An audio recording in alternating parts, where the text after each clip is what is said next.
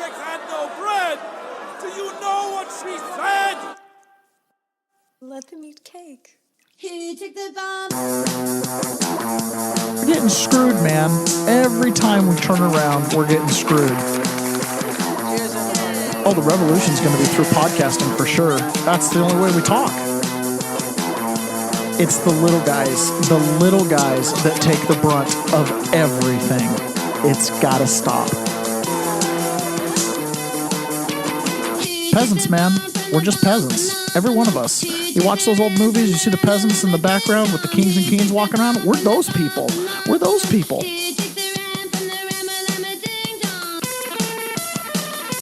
Good morning, peasants. Welcome to another episode of the Peasants Perspective. We're live. Our sound's working. We're good. We're good. Excellent. So the last couple days, really, it's ever since this pipe bomber revelation came out, right? That the pipe bomber allegedly was a Capitol Hill police officer matched with the gait analysis. Someone in intelligence was like, oh my goodness, this is one of ours, right? Mm-hmm. The highest intelligence agencies in the land have, and we're like, finally, we're somewhere. We're like, finally, and it's exactly what we expected. It was a Fedsurrection. And then we end up with someone arrested that is a furry.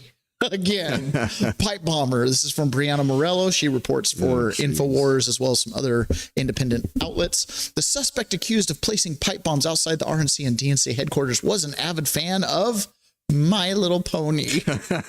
He produced artwork of plastic pony figures, creating remixes of songs from the series and writing My Little Pony fan fiction, according to the New York Police. Oh, man. Or New York Post. I'm so glad the FBI got the guy. DC pipe bomb suspect Brian Cole Jr. has secret online life obsessing over My Little Pony. Wow. Wow. It's almost too good to be true, right? That's the only crime he committed. Another Trantifa terrorist, except this one likes MAGA. So they're not just that he's living out his furry life. He's writing fan fiction for My Little Pony, right? He doesn't even have friends to go hang out and dress up with. Really? This is a guy who fled the FBI for 5 years, most wanted person, $500,000 bounty on his head, and he's living in mom's basement writing My Little Pony remixes. In between making pipe bombs. Do we have to believe this? Now, certain outlets that have gotten a lot of juice this last little bit have been reporting on this. I have to say another thing too. Oh my goodness, I am so grateful it's 2025 and not 2017, where we have 3 or 4 credible, air quotes, credible news outlets to digest this stuff, right? We've got News Nation, you've got Fox, which clearly is no longer anti-Trump. They're just anti-Trump. You know what I'm saying? Like, you have Newsmax, which has come out. I already mentioned News Nation. And then, of course, Lindell TV. InfoWars has made a big comeback with total credibility. Trump's tweeting them out. They've got press correspondents now. So it's nice that we at least have some other reporting on this stuff. So when Brian Cole Jr. got arrested and people found out who the prosecutor was, it raised quite a few eyebrows. So a lot of interesting things going on, especially with the people who are prosecuting the case. That would be Jocelyn Ballantyne, who Enrique Tarrio has words to say about, and I know all about her. She was one of the people who tried to force a false confession out of Enrique Tarrio. She presented him with papers saying, if you link President Trump to the Proud Boys through Roger Stone and you sign this paper here, then you can go home today, basically was the deal that was presented to Enrique Tarrio before trial, literally trying to get him to frame President Trump in exchange for his freedom. So this is the type of person that's now interviewing the pipe bomber, the alleged pipe bomber, in that 4-hour quote-unquote confession with her, from what I understand, was not an attorney present, and an FBI agent by the name of Hannick, who also tried to get some members of the Proud Boys and did get some members of the Proud Boys to commit perjury, according to them. That would be Jeremy Pertino. He said that these agents pretty much told him what to say. He committed perjury, and it was all because he was afraid he would go to jail for a very long time. So these are the same people that are handling this pipe bomb case right now, which obviously leads to a lot of people who really follow this to be suspicious of that confession. Emerald. I was skeptical before I found this out. I had no idea that Ballantyne was involved with that. Obviously, you and I have talked about her on this show before as it relates to those, allegedly false confessions. That's If this had been like a legit Bulu boy or something like that, I could almost believe it. But the fact, and even people on the left, like the Antifa folks, are like, listen, if somebody got away with planting a pipe bomb, they'd have been talking about how to get away with planting a pipe bomb for the last 4 years. Like, there's zero chance Antifa knew this was, quote, one of their people. There's clearly no chance MAGA thought this was one of our people, but that's okay. He's just a My Little Pony friend that hates the government and thinks Trump lost the election. So this is Enrique Ontario telling the story about being asked to snitch on Trump in exchange for his freedom. Before trial, they put me in a room, and we talked about this part. They put me in a room. They slid a piece of paper across the desk with a narrative on it. And they're like, if you sign this, you'll have a bail hearing next week, and we guarantee you won't do a single day in prison. Now, I know a lot of January 6ers who took this deal. Mm-hmm. Took the deal. I've sat with them over bologna sandwiches while they wept and cried, grown men crying, because they compromised all of their integrity and they compromised their name, and they realized exactly what they had done as they awaited sentencing, and the deal that they thought they cut didn't really come. But they threw Trump under the bus. They threw the people that were claiming there was election fraud under the bus. They threw the entire MAGA movement under the bus, thinking they would get a little bit of freedom. But their confessions, their plea deals were put on headlines. Mm-hmm. And then I'd watch them over a bologna sandwich in orange jumpsuits weep and wail for having compromised themselves that way. This happens all the time. They stack charges on you. Your defense attorney sits and tells you, well, you got a 50-year sentence, and if you don't plead to this, 15 is a lot less than 50. I remember one man who swears up and down that he's completely innocent, still fighting his case 15 years into a 30-year sentence. But they were looking at life, and he's like, I'm absolutely innocent. And his defense attorney was like, well, one day you could wake up, get up, walk the track when you're 70, and then that day you could get let out and you could actually have a life from 70 on. I mean, I know it doesn't sound like much, but it's something. Otherwise, you don't take the deal, almost guaranteed you die in prison. So he took the deal. You're leveraging life against years. You know what I mean? So yeah, they do this all the time. I pulled the document in. I looked at it. And basically what the document said was that the president of the United States, Donald J. Trump,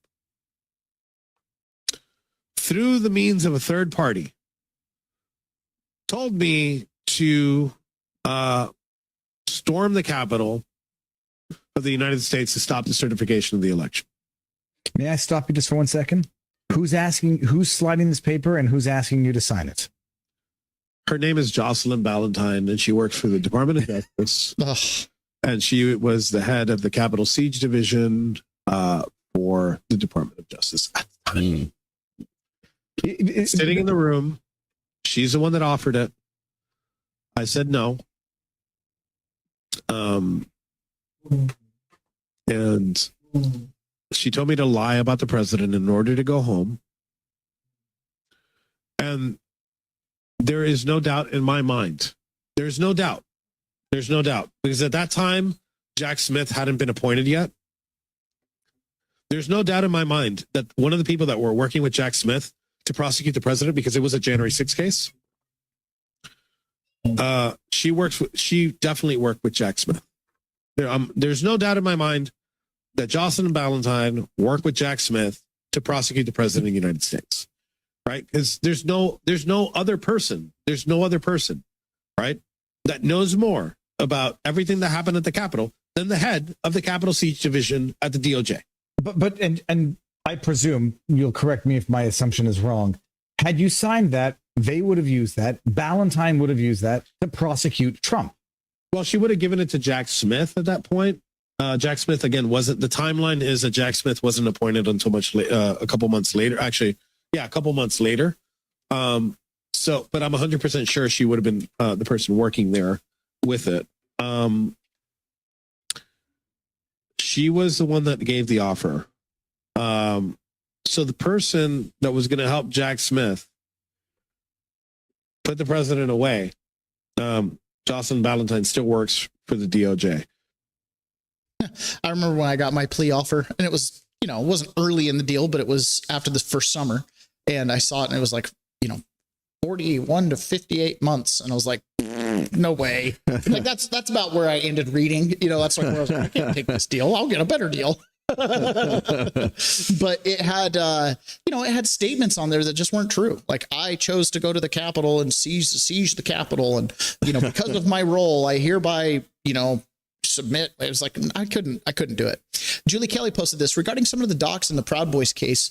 Really rereading some of the docs in the Proud Boys case really gets my blood boiling. These guys had no chance given the conspiracy between the court and the DOJ to convict, which I completely believe was happening, right? Here, Jocelyn Ballantyne told Judge Kelly, who quickly agreed in March 2023, that the accidental disclosure of FBI texts revealing one agent had been instructed to delete evidence represented a classified exchange. And here it is right here.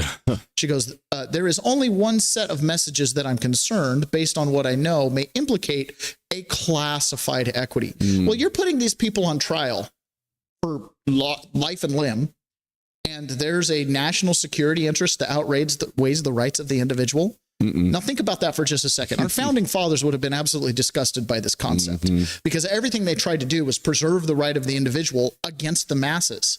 So here you're saying the masses have a classified security interest. What could that classified security interest be?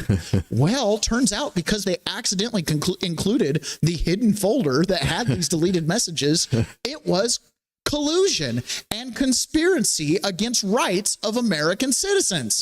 That was what they found. And she said, and the message from a special agent to Special Agent Nicole Miller about being directed to destroy, I believe, 338 items of evidence by her supervisor, that could impact a classified equity. So I'd ask that not be a portion of the arguments.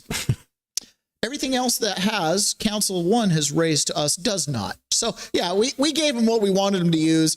Oopsies that they saw what we didn't want them to use. Yes, it should have created an instantaneous mistrial, but there's a classified equity there. Oh, and what is that classified equity? The evidence. The collusion. Exactly. It is painful to watch this. Now, Donald Trump got asked about this. There are certain messaging things where we can read the tea leaves a little bit. And one of the things you can read the tea leaves with is how much is Donald Trump talking about it? Is he being asked about it, right? Now, the mainstream media is not asking any of these questions. They've had, 5 or 6 days now?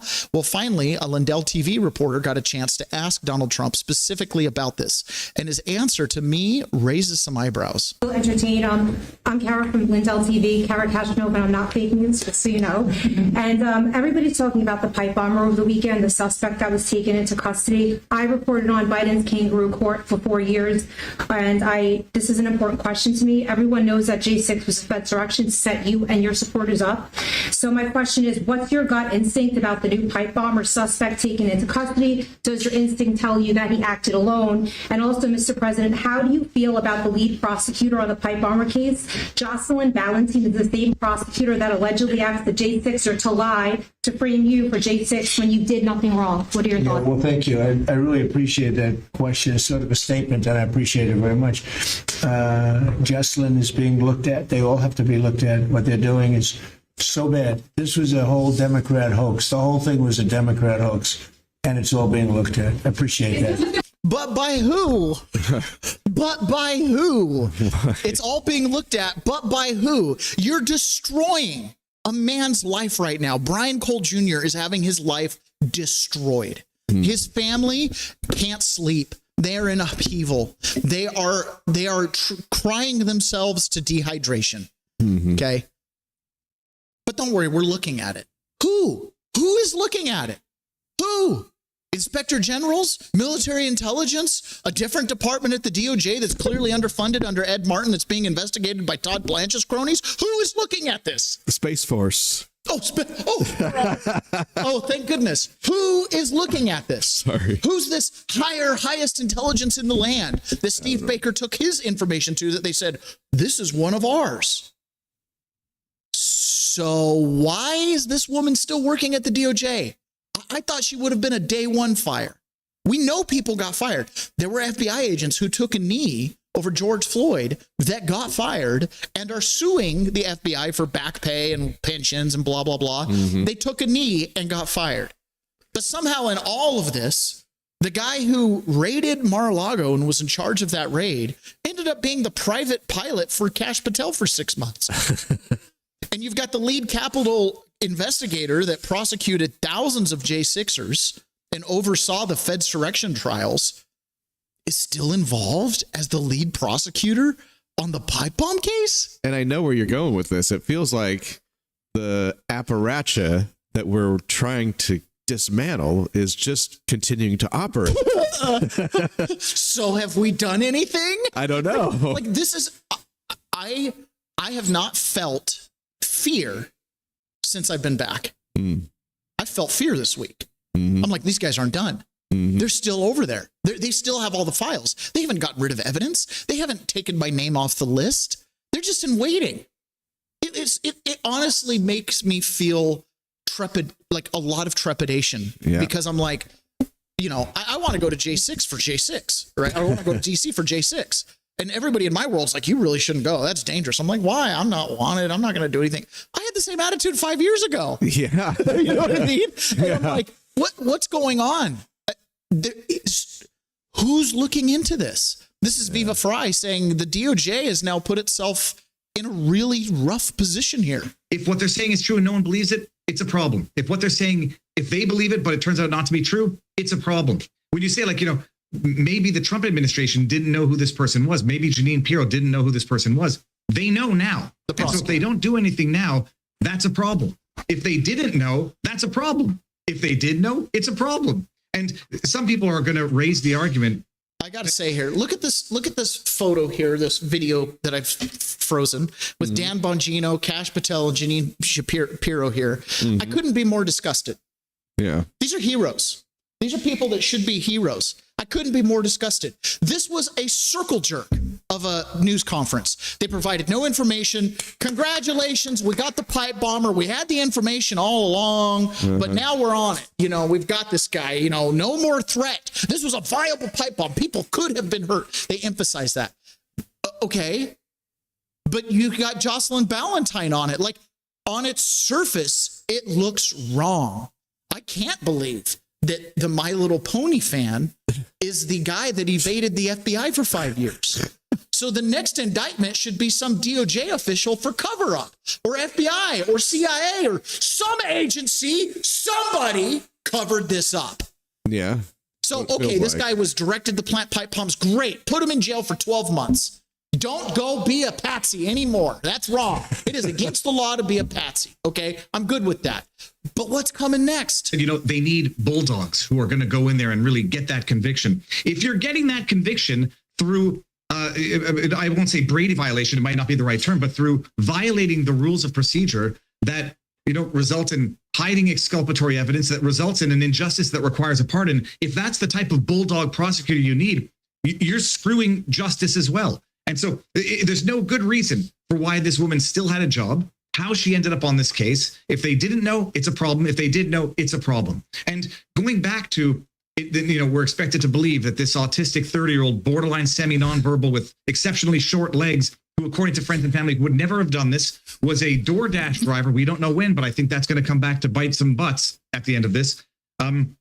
If we're to believe that he acted totally alone, but was buying materials upwards of 2 years earlier, and we don't have an explanation as to how he made the black powder at home, because there's no allegations that he bought sulfur, charcoal, whatever the heck else is needed for black powder, you know what? It starts to smell a whole hell of a lot like what happened in the Gretchen Whitmer Fednapping plot, which we all acknowledge was a and the same FBI director of the division that was in charge of the Whitmer kidnapping plot around the time that this guy starts buying materials, got transferred to the DC office and was in charge of the lead up to January 6th. Incredible.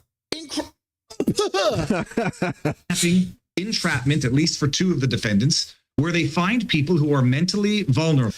Ponyboy says he was fueled by Capri Suns and Hot Pockets to duck the FBI this whole time. Exactly. It's incredulous. Down on their luck, downtrodden, easy to manipulate, and they use them as their patsies to carry out a thwarted attack that they never would have gotten involved in but for the involvement of their agent handlers. You look at Massey's poll, 80% of the people believe he was either not a lone wolf or is innocent, and that's a problem if, in fact, we are, you know, If he did in fact do it and he's a lone wolf, it's a problem. Nobody believes it. But I don't think people can be blamed for just not believing this wild 180 turn out of the middle of nowhere. A lone, semi-verbal, autistic 30-year-old who evaded FBI for 5 years, and but for looking at the evidence they already had, he might have gotten away with it. This makes Dan Bongino, Jeanine Pirro, and Pam Bondi look very stupid. I mean, we're talking stupid at a level that it's like, you should just resign. I thought you would be the heroes. It's foolish level stupid. Here's my belief. I believe that Dan Bongino was led. Dad, I'm sorry. I'm going to swear. I don't even know if you're listening to this. I think he was fed a crock of shit when he got into the DOJ. You've got these investigators. They're on it. We're looking. We've got new leads. You've already interviewed like 1,000 people. Give me a break. Okay. And then all of a sudden, the Blaze story breaks with Steve Baker. Finger gets pointed at a Capitol Hill police officer. And then we know, and it's been semi-denied, but also totally confirmed, that they swapped out investigators for this J6 pipe bomb case. At some point, hey, you guys got to go put some new eyes on this. New eyes come on it. 3-4 weeks later, we have an arrest. Brian Cole Jr. No new evidence was used to find him. No new tips. Everything was in the file previously. I think they let him a crock of shit. They brought somebody back in, picked up the file. They had this guy fingered, and they went ahead and executed on it and went and reported to Dan Bongino and Pirro and Bondi. We got it. We figured it out. And now they're sitting here holding a flaming bag of shit. That's my belief. I believe they woke up and went, oh, Jocelyn was the Proud Boy prosecutor? And she's on the case? Well, yeah, of course. She's still in charge. Nobody removed her? Well, no, you guys were focused on the guys that kneeled down for George Floyd. You know, you missed the important people, like the guys who actually executed the Mar-a-Lago raid or the lead prosecutor in the J6 cases. You know, you forgot those guys. Now, they've also said, well, we let some of them stay on because they know where the bodies are buried and we pinched them. And now they're singing and dancing and showing us where all the hidden burn bags are and stuff like that. But not so much. Oh, okay. Okay. So you've pinched her now, so she's going to arrest the guy, destroy his life, drag him in front of a judge, put a criminal record on him, whether or not he's convicted or not. This is forever going to live forever and ever and ever. Every Brian Cole Jr. forever. You know, do you go around and name your kids Adolf? You know, do you go around and name your kids John Wilkes Booth? No. Okay. There's certain names that die. This is one of those names that could go down in history as no one's going to name their kid Brian Cole, right? You're destroying these people's lives to unravel something that you should have just come down on top of. Viva Frey posts this. He says, there is exactly one and only one, and he's an attorney, one scenario in which Biden's FBI knew that Cole was the pipe bomber and didn't arrest him because he was working with, being used by FBI, Capitol Police, and or other intelligence as a part-time Fedsurrection. That is the only scenario in which Biden's FBI would not have arrested a man who we are being told planted the bombs because he didn't believe the results of the 2020 election. Right. Failing that scenario, he is a pure patsy and or has been falsely accused and charged. Right. Can you imagine if this was a MAGA guy? Oh, geez. They did not do gait analysis. This guy's got too short of legs. His body dimensions don't match. At the end of the day, when they get into court and they play these videos, they're going to show who they say is the man walking in the gray sweats is not this man on the stand in front of you. His proportions, it's a black and white situation. It defies belief that they haven't considered this. And like Viva Frey said, he bought pipes and end caps, but did they recover any black powder? Do they have any sulfur or tannerite? Anything? Is this going to be one of those cases where the government's just going to lie to our faces and we just have to eat the lie? Sure feels that way. Yeah. Now, there's also inconsistencies. He plants this pipe bomb 14 hours prior. It's got a 1 hour egg timer on it with 20 minutes left when they find it, right? So the thing either isn't working or who knows what. Now, the person who found the pipe bomb happened to be affiliated with Capitol Hill Police, right? And this woman's been identified. Now, there's inconsistencies with her story as to when she saw the pipe bomb, reported the pipe bomb. She was doing laundry, very precise schedule that goes against the FBI narrative. So now you've got one of these are mutually exclusive. Both cannot be true. Well, Representative Loudermilk has called her in to testify when? On January 6th, conveniently the day that the 5-year statute of limitations runs up. We also have some major news to get to you regarding the D.C. pipe bomb investigation. Chairman Barry Loudermilk of the House Judiciary Subcommittee that's investigating January 6th asked the witness who first discovered the pipe bomb outside the Republican National Committee to appear for a transcribed interview with the subcommittee later this month. The witness who later publicly identified herself as Karen Younger said she found the pipe bomb in an alleyway while doing laundry on the day of the Capitol riot. That's the news previously reported on that. And Younger's account, well, it conflicts with some of the FBI's timeline, which shows the bomb was planted the night before.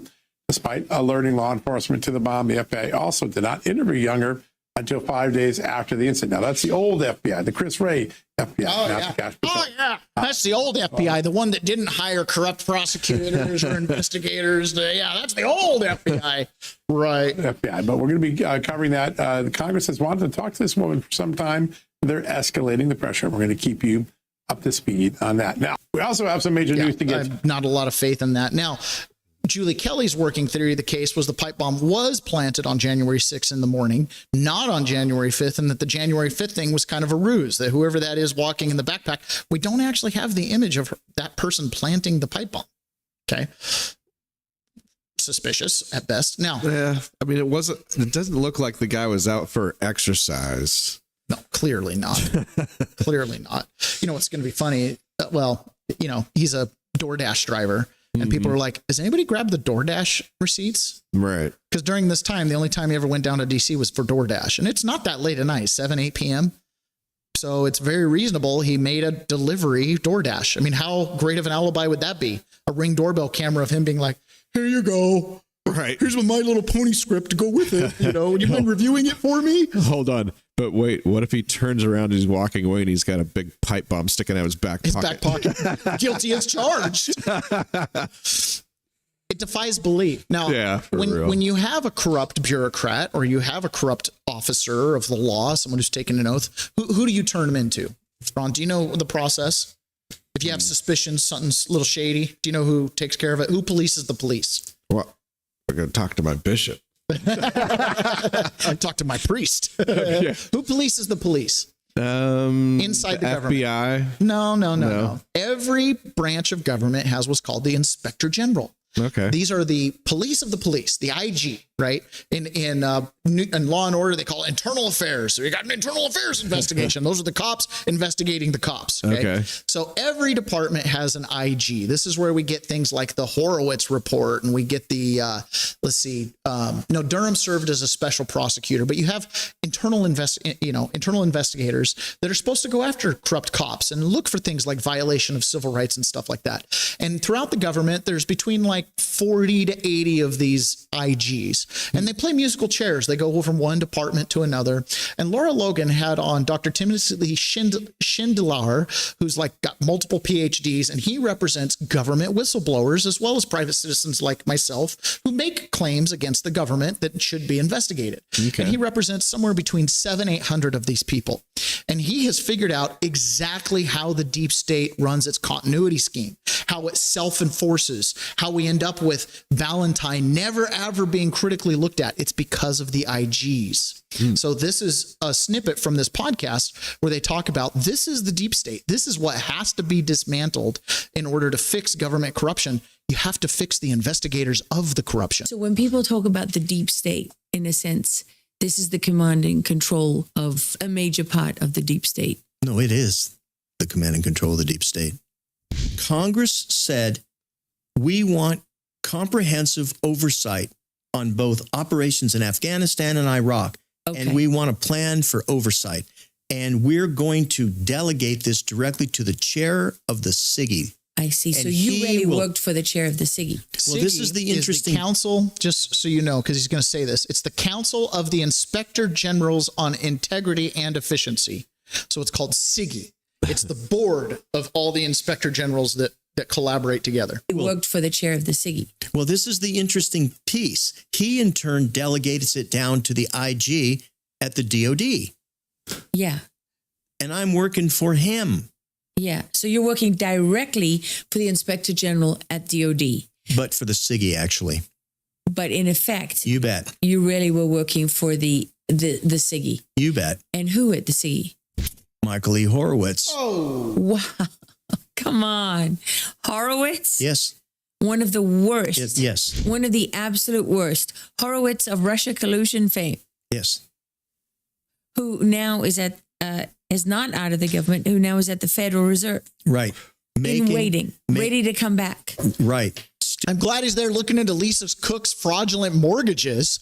Still probably providing emeritus status on the SIGI. What was his position officially at the DOJ. SIGI? He was the DOJ IG. He was the Inspector General at DOJ. And he replaced Glenn Fine, who went to DOD. Wow, it's a really nice, tight, rotating circle of the same people. And his deputy then went on to become the DOD IG. And his deputy spent 30 years over in the U.S. Attorney's Office, District of Columbia. They really have it all sewn up, don't they? The assistant FBI director for integrity and ethics worked for Glenn Fine and runs the FBI. Yes, think of the SIGI as an integrated command and control center. So the buck stops with them. Yes. Because every complaint that is made Yes. in any agency whatsoever Yes. goes to the Inspector General, and from those IGs report to the SIGI. Yes. And it dies. And are investigated by the SIGI. And are investigated by the SIGI, and it all dies. Yes. That's where whistleblower complaints actually go to die. If it's against the members of the SIGI. Unless it's in their Right. interest to prosecute it. Yes. Politically, yes. So when people talk about the deep state, in a sense, this is the command and control of a major part of the deep state. No, it is. Okay. The command and control of the deep state. Yeah. That's okay. Wow. Are we getting somewhere? What do you mean? I mean, that feels like legit path that we need to be checking out. Oh, yeah, going after the IGs. One of the things Donald Trump presented when he was elected, right, and he came out with all those little videos, one of the things was they have to separate the IGs from the departments that they oversee, physically separate them out of the building. You cannot have an office in the building and go to lunch with the people that you might eventually be investigating, because that is where the conspiracy and the collusion happens, is over coffee at Starbucks, not in the boardroom. That seems taking like the most meeting basic minute notes. start. Huh? That's the most basic start. Yeah. Yeah. And these guys should get man hours rewards for locking up bureaucrats. Although what they end up doing is they just prosecute one side. This is how you cull the herd. Oh, whistleblower complaint. Someone's complaining that Obama is dropping drones. Drill that guy down to the wall, Right. destroy his life. This is the same effect as having a mandate in your state for vaccination. What do you mean? You lose your employment. Yeah, you lose everything. Right. So let's finish this clip here. All right. It's in every bureau, every board, every agency, and every commission. One person, 2.3 million people in the executive branch. I only need about 40 people to run the whole show. As long as you ensure that no one can FOIA my records, as long as everything I do is law enforcement sensitive, and as long as anybody that is a whistleblower can get collective punishment. Which is what you have seen with over 700 documented cases of people who've been We see it every day. retaliated against. We see it every day. That's what we're up against. It's the IGs. Makes you want to be a whistleblower. Makes me want to run a podcast criticizing them. Yeah. Oh, man. For real. You wake up in this situation and you're like, so it should have been the IGs that should have gone after Jocelyn Ballantyne. It should have been the IGs that went after the Capitol Siege group. It should have been the IGs that went after Jack Smith and conspiracy against rights. But for 4 to 5 years, they're just sitting on their hands. Doing very little. Mm-hmm. Even something like Russiagate, where Horowitz does this report. And, it's pretty difficult when you're asked to actually publicly report on like the largest crime in world history. And you're like, well, nobody who touched this has clean hands. Do you recommend any criminal prosecutions? That's in my annex, which is in a burn bag in DOJ. Like, it doesn't exist.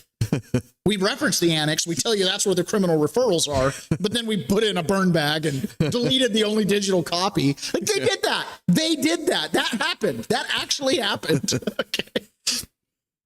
And we get the annex and we're like, oh, this is where they mapped out the game plan so future people wouldn't repeat these mistakes. Hey, it's probably not a good idea to actually change an email from the CIA. Give them a call ahead of time and tell them not to write. So should we just end the show, or what should we do next? I know, right? Well, fortunately, we can always bank on a little bit of incompetence and people wanting to protect themselves. So, for example, Merrick Garland, who could have really accelerated all the prosecutions against Trump and others, kind of was slow walking it because he did want to dot his I's and cross his T's. He was pretty methodical, and Adam Schiff's a little pissed about it. Higher ups. Why did Merrick Garland move so slowly? What about his character or tactics or strategy led him to behave that way? The Justice Department in the first Trump was abused and made partisan. And I always just want to go to Obama. Like when you say Trump term 1, you mean Obama. And when you say what Trump's doing term 2, you mean Biden. Like it's just perfect projection. To restore the department's reputation for independence. Now, what they did in the first Trump Justice Department is peanuts compared to today. But nevertheless, Merrick Garland wanted to restore the reputation of the department for strict. That's his way of saying, you think what Obama did was bad. You should have seen what Biden did. Nonpartisanship. And that made him very reluctant to pursue an investigation of the president. Too reluctant. Ultimately, that gave the Supreme Court the time it needed to drag things out further and make the case against Trump go away completely when it could have been brought to fruition. And we might be in a very different place today. Higher ups. Why did Merrick Garland move so? Can you imagine if that was your father-in-law? Oh my gosh. I'd wear a t-shirt, punch a Nazi. I'd be that guy. I am wearing my y'all crazy shirt because really y'all crazy for thinking this stuff is right. So Merrick Garland trying to protect himself. Now, one of the things he was trying to do was establish the DOJ as an independent agency that didn't look like it was getting White House pressure and whatnot. Clearly not the case because they were over there talking at the White House all the time, right? But that was the idea. They want this independent fourth branch of government that's not accountable to the people. Keep that in mind because when we get over to the private chat, we're going to be hearing from the Supreme Court justices yesterday about just that. Is the executive, is the president, is all executive power vested in the person of the president and delegated? Can he hire and fire people at will? This is up to a question. And this is what the Democrats want, a fourth branch of government. Literally, they want to rewrite the Constitution in real time and create a fourth constitutional branch of government that has constitutional protections, even though it's not included in the Constitution. They're really trying to do it. Okay. And they've been trying to do it since Nixon. That was the whole thing with taking out Nixon. Because he was trying to, let's cover up. Is this the part where they codify that they get to have Act Blue and be crazy? It's really interesting what's going to happen in the midterms because, pollsters and stuff are just like, dude, you guys got to watch out. This is bad. And they are seeing something in the polling, right? I mean, these are conservative pollsters, People's Pundit, Rasmussen. They're seeing stuff in the polling that's, pretty scary for the midterms. But then on the other hand, you've got cleaning up election rolls. You've got getting, the investigation into Act Blue, I think is probably going to prevent Act Blue from doing very much significant fundraising this next campaign cycle. Obviously, the Democrats are actually borrowing money as a DNC, whereas the Republicans, last count I heard from Jim Walsh, the Washington State GOP chairman, he said the RNC has like 86 million in the bank. DNC had 15 million. And a couple weeks after that, it was reported they had to go take out a loan. No. Right. So what's going on? I don't know. Now, one thing I have noticed about Donald Trump is he doesn't mind his haters. Hate is going to hate.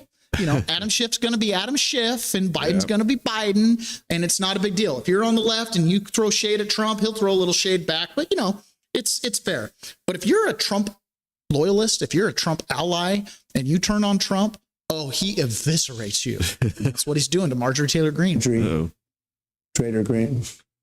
Or some people call her Taylor Greene. Some people call her Taylor Brown. Because green sometimes turns to brown, which isn't nice. But I've watched her say that he spends too much time on foreign. Well, by doing that, and first of all, I mentioned this yesterday. Someone close to me said, well, I wish Trump wasn't spending so much time foreign. And I'm like, that's a talking point. Mm-hmm. A lot of your problems have foreign things like, affordability, that's a foreign policy problem. Mm-hmm. National security, that's a foreign policy problem.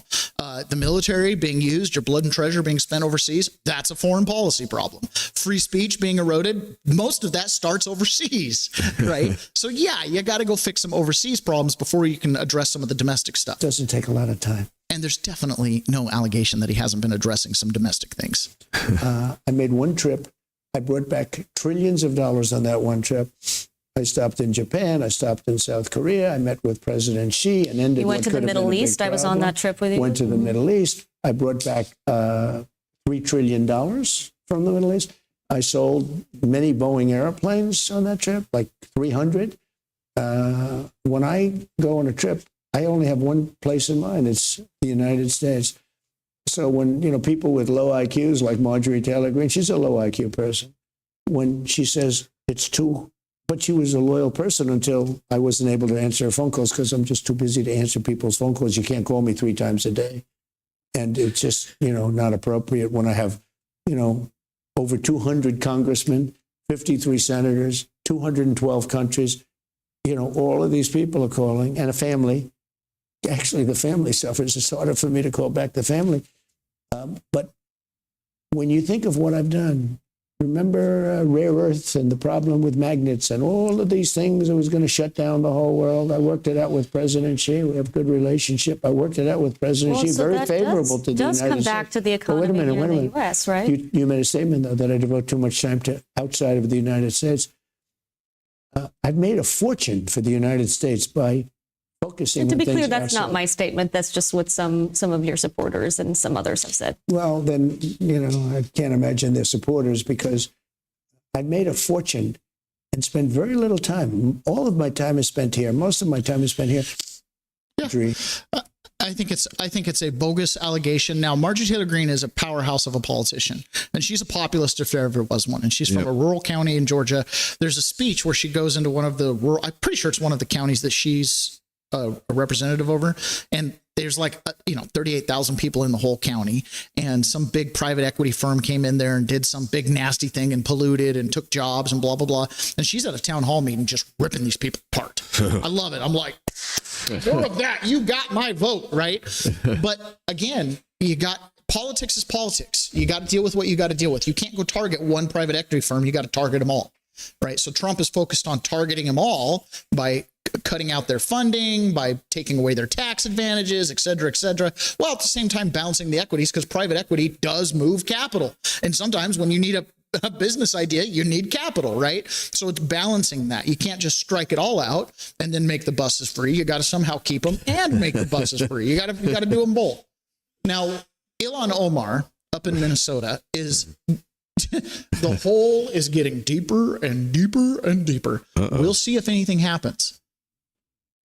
This is another one of those examples. She clearly married her brother to commit immigration fraud. Clearly married her brother.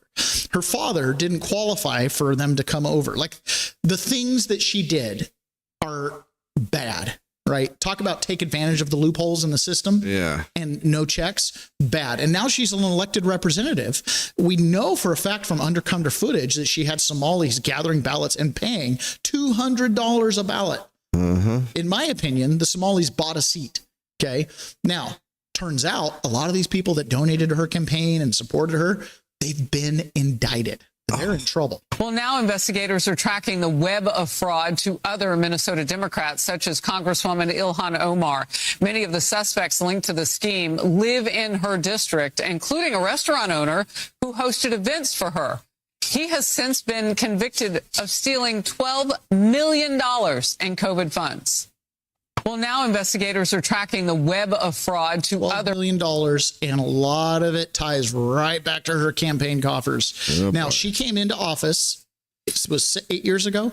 She was worth $65,000. She's now worth upwards of $30 million. Woo! Rags to riches. Yeah. Now, Marjorie Taylor Greene did a similar thing. She came into office worth, around $1 million. She's now worth about that $30 million mark. Wow. So she's engaged in some of this quote unquote insider trading or something. I mean, I know I don't have a full-time job and get offered the most profitable deals of my lifetime. How long was Marjorie Taylor Greene involved in politics? I mean, she got elected in 2020, so 5 years. Wow. Jeez. Yeah, I know, right? Wrong business. Maybe I could do 5 years. A sentence? I know, seriously. I'll do 2. I'll take half. Because the stocks will still increase. No, it's stunning. I mean, it's stunning. You know, you put her on a 30, 40-year trajectory and she's looking like Nancy Pelosi. Wow. It just never stops, right? And that's legion. Like, there's really only a handful of members of Congress that don't engage in this behavior. This political reporter asked Donald Trump about Venezuela. Are we going to bomb Venezuela? Can you rule out an American ground invasion? I don't want to rule in or out. I don't talk about it. Why would I talk to you, an extremely unfriendly publication, if you want to call it Politico, that got $8 million from Obama to keep it afloat? Why would I do that? Why would I talk about that to Politico? I mean, I'm doing this because you picked me as a man. Well, I'm asking for transparency for their American people, because a lot of folks are.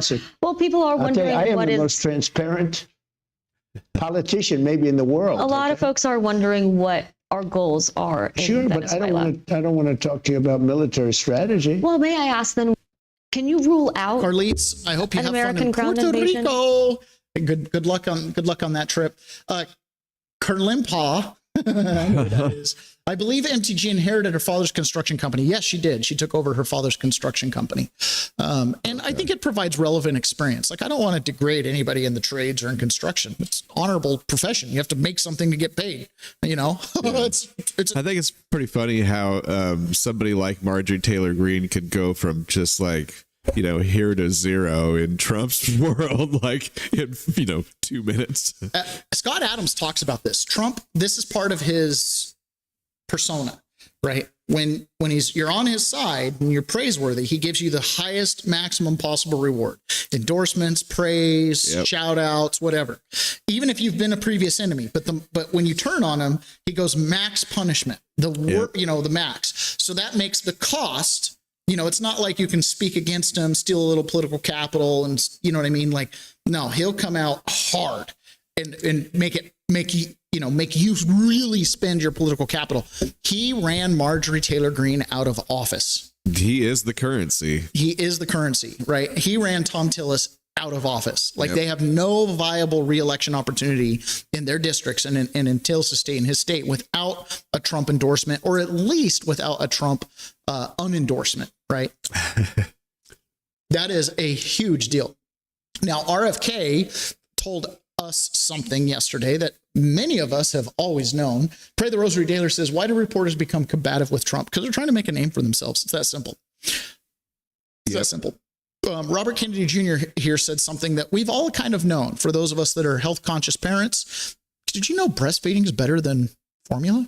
All the ingenuity of corporate America, all the resources, all the resourcefulness has not produced an infant formula that is superior in nutrition and all the qualities that we want to the infant formula that God made, which is the infant formula in a mother's breast.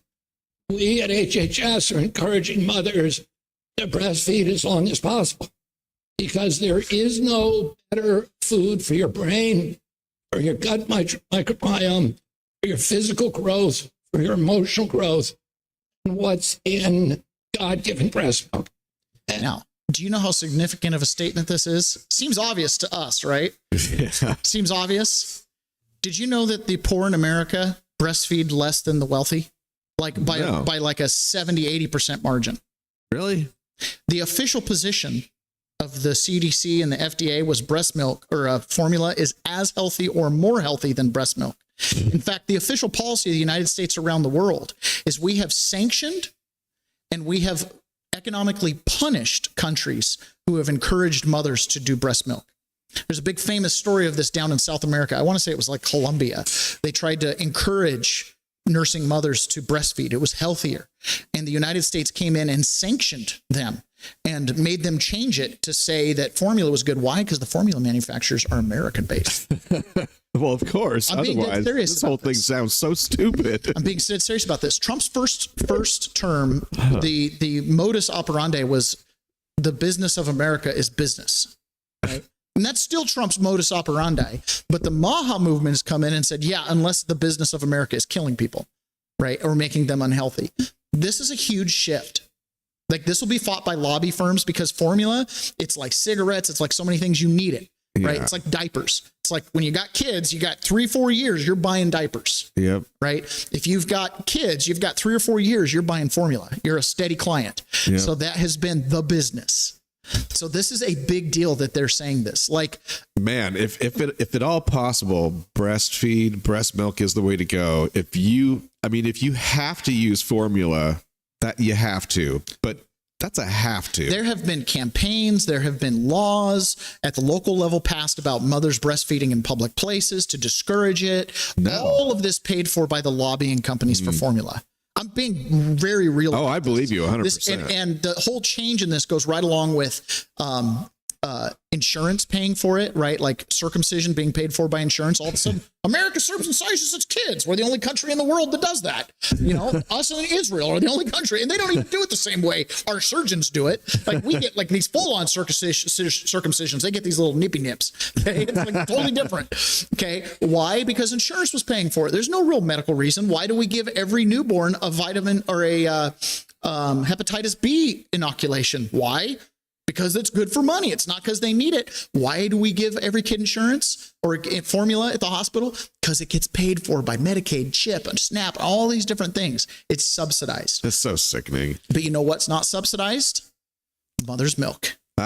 Right? The time to stay home with the kids, the policies that allow mothers to nurse babies and things like that. Sounds like ivermectin issue. Yeah. Now there's another bigger issue that hit us recently in 2020, which is one of the main reasons why we started the show. And that was the COVID vaccines and all the COVID and the stuff they threw down at us. Now, slowly over time, over the last 5 years, more and more has been revealed about the vaccines and these studies. And now that RFK is at NIH, or I guess he's Health and Human Services, HHS, which is over all of it, right?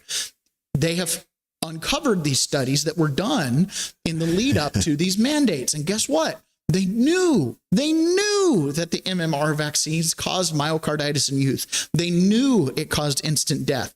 This is Ron Johnson railing on this fact. The committee's got now over 8 million pages of information. Just in the first tranche, by the way, what we discovered is the CDC, somebody in the federal health agencies, this interagency communication, hid the signal. They admitted there was a signal on myocarditis, and they hid it. They didn't warn the public. They didn't warn doctors.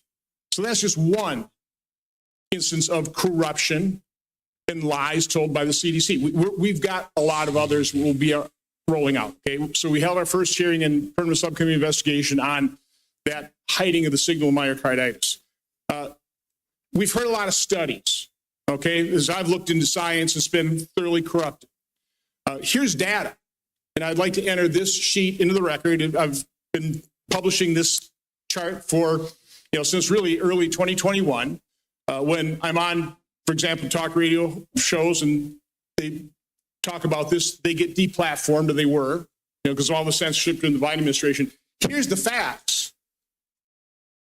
The VAERS system that was touted in October of 2020, this great safety surveillance system on COVID, a few months later, when they didn't like the results, they started denigrating their own system. But VAERS shows that there have been 38,742 deaths reported on VAERS worldwide associated with the COVID vaccine. Which they say VAERS is a 1% reporting.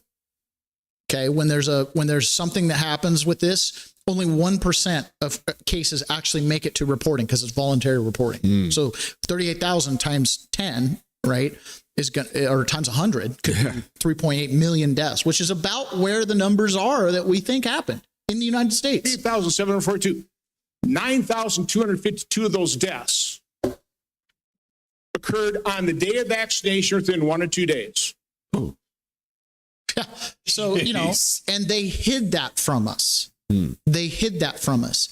And then they went a step further and they got all the places that the public, the unlearned, the unwise, the foolish, right? The people that don't pay attention. Literally, that's the definition of the public. Okay. The public got indoctrinated with, you need to go get your vaccine. You need to do this. Meanwhile, they're actually hiding the negative results, making it seem like everybody's doing it. It's totally safe. And they enlisted sports teams and stuff like that. That the so-called Biden administration was called I believe it was called the COVID Vaccine Corps, which dispersed billions of dollars to various recipients. The major sports leagues, the NFL, I think Major League Baseball, they received just an outright bribe. I don't see how else you can characterize this. It's just Uncle Sam is going to give you a bunch of dough and you're going to basically force this on your league. And there's a reason for that we will get into. But also the mainline Episcopal, Protestant, evangelical churches, Roman Catholic churches, all of their clergy receives money to, I don't know how else to put it, push the vaccine. And there were very few pastors or priests or rectors, what was it in the Episcopal church? Rectors who refused. And but how I mean, that right there strikes me as a violation, well, of the First Amendment, which prohibits state religion, but also of their duties as Christian leaders. You can't take money from the government to push something like that. I mean, I don't understand. Are these people still in leadership? It was only 5 years ago. And you might be thinking, well, my church didn't take money. If your church shut down and they applied for PPE relief, they did. Part of the terms of applying for that relief was that your church was shut down. And guess what? You made more money on those PPE forgivable loans, quote unquote, than you probably did in the collection plate. This happened. Yep. Our government covered up a shot that had negative effects, and not a few, and then paid sports teams and churches to encourage you to take it. And the cover up was working pretty good until soccer players started keeling over on the pitch. Yeah. Which, there's a whole bunch of, well, maybe that wasn't really happening. Well, I haven't seen any highlight reels since. There's a highlight reel that went out with the Died Suddenly documentary. And unfortunately, they used one clip of someone who died pre-COVID on the field that collapsed. And that debunked their whole documentary. Oh, geez. Because someone could point to the one clip that was in the trailer and we're like, oh, well, this didn't happen. Right? This isn't COVID related. This is something totally different. Yeah, people people die unexpectedly on playing fields a couple times a year. It happens. Yep. But it didn't happen like it did in 2021 and 2022. That was like, whoa. There was a couple of months there where they were just keeling over. Pew, pew, pew, pew. Yeah, the NFL player.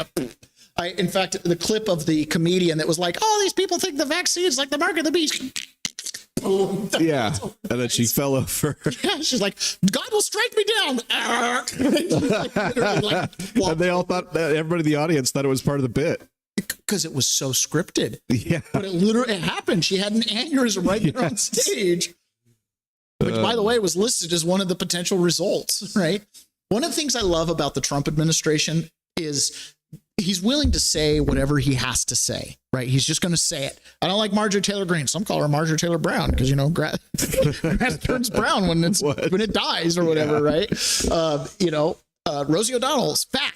We're going to revoke your citizenship because you're too fat, Rosie. He says whatever he wants. And one of the things that's happening amongst the Gen Alpha, Gen Z crowd, I don't even know which one's which, right? What does it go? Millennials, Gen Z, Gen Alpha? Who cares? That crowd is very much into this. They're into the, internet flame throwing. They're into just saying whatever. They're a little bit unscripted. JD Vance is kind of personifying this. He and I are the same age. So I think he sees the world like I do. You've got two sides. You've got everyone who's older experienced one world and everyone who's younger has experienced a different. And we kind of straddle the line. We graduated high school without social media. And by the time we got through college, social media was ubiquitous, right? So in that transition period, the world changed. We used to go on the internet looking for cheat codes. Now advertisers bring them to us. Right. You know what I mean? Totally different. So one of the things JD Vance said this week, which I think is like the quiet part out loud, it's the thing that many of us have thought many, many times, like thousands of times throughout our life. But those of us that are at least my age and older, we've been conditioned. Do not say these things. These are things your scary uncle says. You know what it is? Immigrants should speak English. Who's out of the house is actually evicted from the house because there are people who are going to pay more for rent. And then what happens is 20 people move into a 3-bedroom house. 20 people from a totally different culture, totally different ways of interacting. Again, we can respect their dignity while also being angry at the Biden administration for letting that situation happen and recognizing that their next door neighbors are going to say, well, wait a second, what is going on here? I don't know these people. They don't speak the same language that I do. And because there are 20 in the house next door, it's a little bit rowdier than it was when there was just a family of 4, a family of 5. It is totally reasonable and acceptable for American citizens to look at their next door neighbors and say, I want to live next to people who I have something in common with. I don't want to live next to 4 families of strangers. And the fact that we had the quiet part out loud, the thing we've wanted to say our whole lives, but we're like, don't say that, it'll be a bigot. That's the conclusion. How many people have you talked to that have talked about public recreation areas that have been taken over by Hispanics or Indians? If you're around this area, you go to like some certain recreation areas over in Seattle and it's like you can just smell curry. You know, you go to Utah and you go up to like Strawberry Reservoir or something, it's just nothing but Hispanics. Yeah. One of the things this happened summer before I went to prison. I went to northern Idaho to a lake, and it was all white people. Like it was awkward. It was so white. It was awkward. It was like sitting in the white section in prison. You know, it was like everybody's white, you know? And then all of a sudden this black family walked in, and we're talking black family, like dark black family. All right. Walked, I mean, it stuck out like a sore thumb. I walk by them and they're speaking a different language. They're tourists. Okay. But that is reasonable for people to think. Now, Nick Fuentes, who's a young influencer, is one of these guys that says a lot of stuff that's like, well, I like what he says, but I don't like how we got there. This was from Data Republican, small r, and she was talking to someone who's been infiltrating the Groypers. Who are the Groypers? These are the Nick Fuentes followers. Okay. This is like young Gen Z, Gen Alpha, the online crowd, right? They do their protesting online. And he says this, which is, so this guy's been infiltrating this group, which is actually insightful. This is what he had to say. Also important to note that presence of foreign amplification doesn't mean he doesn't have a big, genuine fan base. Short form explanation. So one of the other things that happened too is when Nick Fuentes makes a comment, the pile on commentation is accelerated. And we now know where those accounts are coming from. A lot of them are coming from overseas.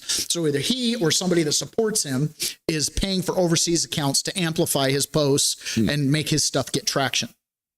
First, he is one of the most misquoted, taken out of context people I have ever seen in any media. That is true. He is the polar extreme in the opposite direction from cancel culture, and he's also an actual product of the censorship machine. Without censorship and deplatforming of him literally everywhere, he may not have ended up so extreme. He's essentially been entirely alone in building an audience on Rumble for years. Even before Rumble existed, he was thrown off everything and still kept going. The result is some of the most polarized and siloed people on the internet. That's true. His followers had to go to obscure streaming platforms to listen to him. They became very dedicated and very siloed because on those streaming platforms, there was no counter advertising or counter narrative, right? Their ideas were never properly challenged, never given true pushback because no one saw them or even acknowledged his existence. Now that he has turned into the mainstream, he spent the last 10 years honing his message into something that's translatable to a mass media audience. I'll tell you the problem. He's extremely good.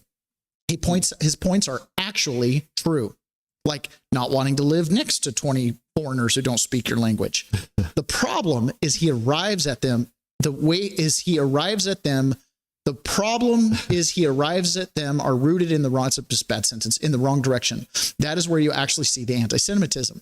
Instead of saying the USA after the Cold War needed to control the Middle East, and we figured out how to do it by working with certain countries and destroying others. Whether or not that was a good decision or not, that was still the decision of the American government and ultimately American citizens, as it is our country, and we are responsible for our own government. Nick's read is, the Israelis and the Jews of the world have conspired to control America, the American government, so that it can dominate the Middle East. Basically, that's his JQ question summed up. Now the deal is, I refuse to believe after watching him to do that for some time that he is stupid enough to think that it's true.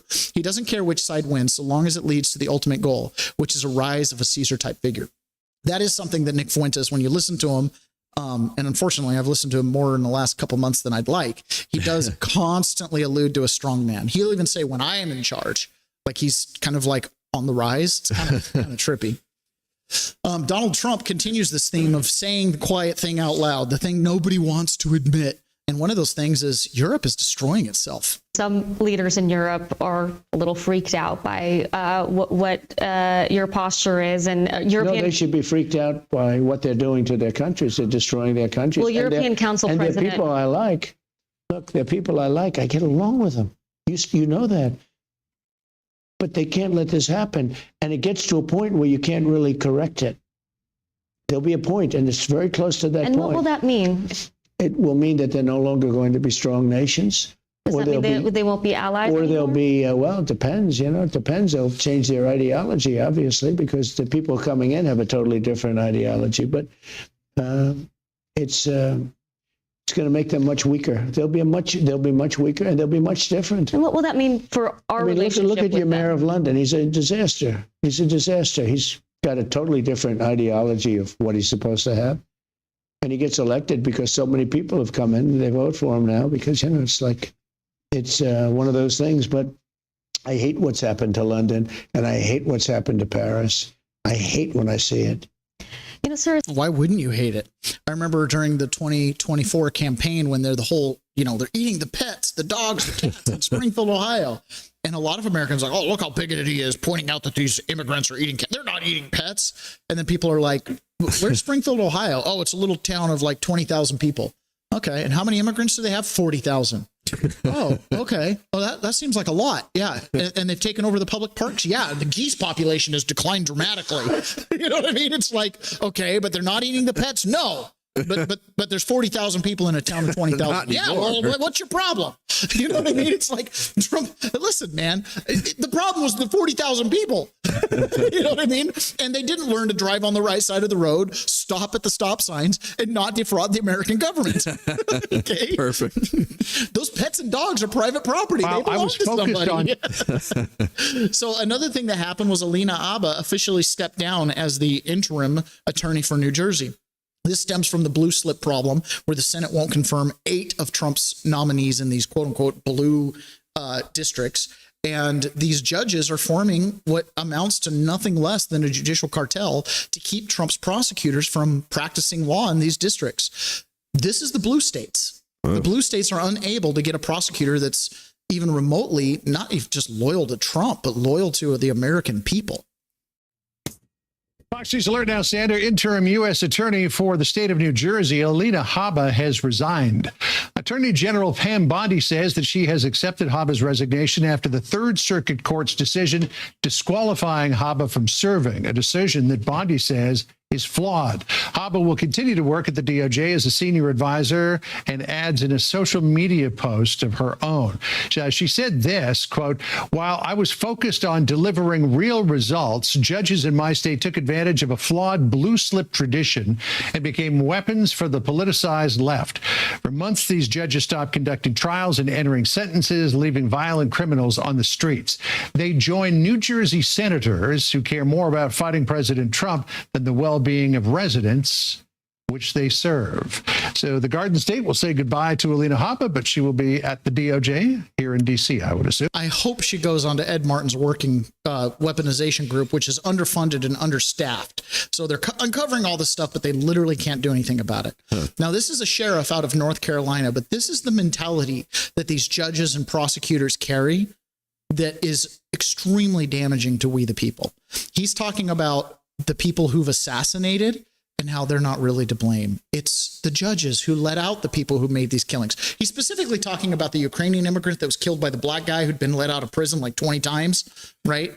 He's talking about that. And he's saying, that the real victim aren't the people who are murdered. Behind the scenes thing that you did not see is that our magistrates were attacked violently, verbally, when I say violently, on social media. So they let out killers, and then they had to take some accountability on social media. But that's violent.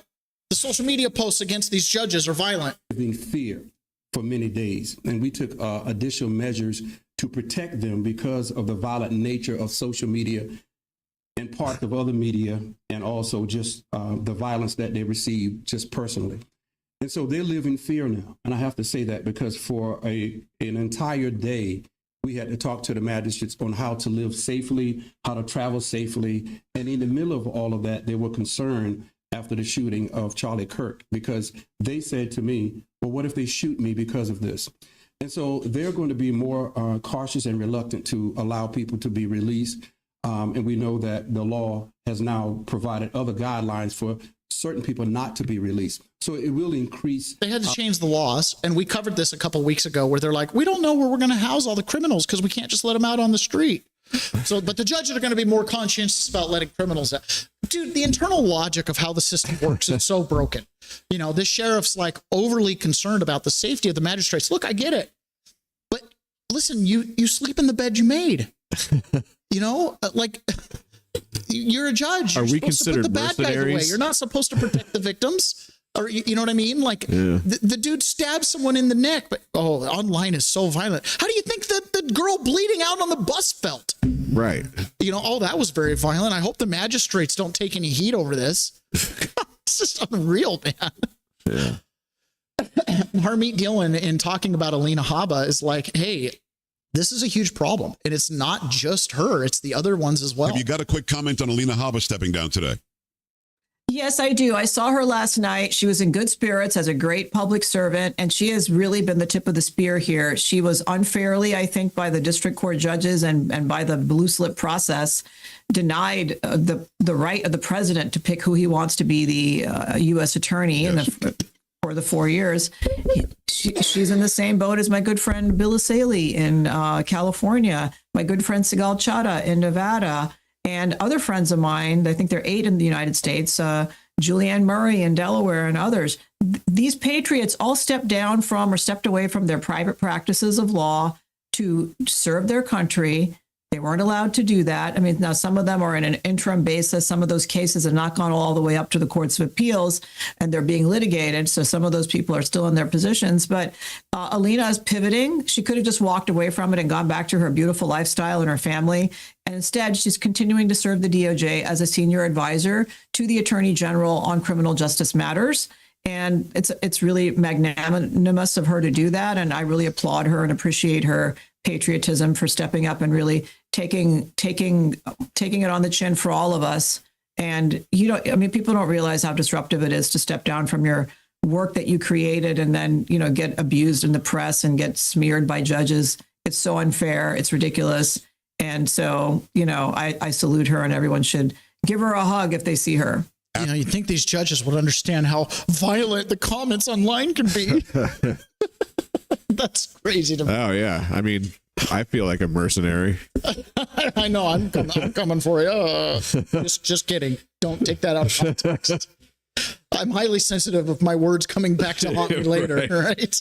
Right. Oh, my goodness. It's crazy. Now, Donald Trump had a little bit to say about this. We'll kind of skip that. He's basically saying, look, man, I could put up George Washington in Virginia. The Senate I wouldn't get the blue slip clearance, right? Because he's my guy. It doesn't matter who I put up. And he's not wrong on that. Susie Wiles is talking about what's going to be happening in 2026. I am excited about this. Before we play this video, though, Marizel, hi, Taylor. Yes, hello. Carlitos, have a great show. We'll catch you on tonight's Zoom on the flight from Florida to Puerto Rico. Very fun. He's going to be in one of their classes this evening. Okay, so Susie Wiles is talking about the 2026 campaign. And, well, you've got a lot of pollsters and Republican pundits that are really up in arms over what's going to happen in 2026. Susie Wiles says they're bringing out the secret weapon. He's going to have a fun next year. But we're going to put him on the campaign trail, too. Typically, just a little bit of campaign speak, if I may. Yeah. Typically, in the midterms, it's not about who's sitting at the White House. It's you localize the election. Right. And you keep the federal officials out of it. We're actually going to turn that on its head. Good. And put them on the ballot, because so many of those low propensity voters are Trump voters. Yes, they are. And we saw a week ago Tuesday what happens when he's not on the ballot and not active. So I haven't quite broken it to him yet, but he's going to campaign like it's 2024 again. Oh. For all these people that he helps. He doesn't help everybody, but for those he does, he's a difference maker. And he's certainly a turnout machine. So the midterms will be very important to us. He'll work very hard to keep the majority. Yeah, we can't afford to have this stalled. No. And one of the things I keep telling people, and I'm sure we're going to talk politics. I got to talk this. I am so frustrated with all of the people that gave abundantly to organizations like ours and others over the last 4 years to make sure that we won. And our objective was threefold. We didn't just want the presidency. We wanted the House. We wanted the Senate. And we were very strategic on where we went, how we focused to get those bombs out. And now it's like they're all sitting on their laurels and going, "Oh, we're good." I'm like, I don't think you realize how good we aren't. Yeah. And this with swipe of a pen and one election can change everything. And the majorities in both houses. Yes, right. They are. This is a good Senate year for Republicans. Every 2 years is what it is for House members. So there's candidate recruitment. The president started raising money for the midterms the day after the election, and he's sitting on a huge war chest to help these people.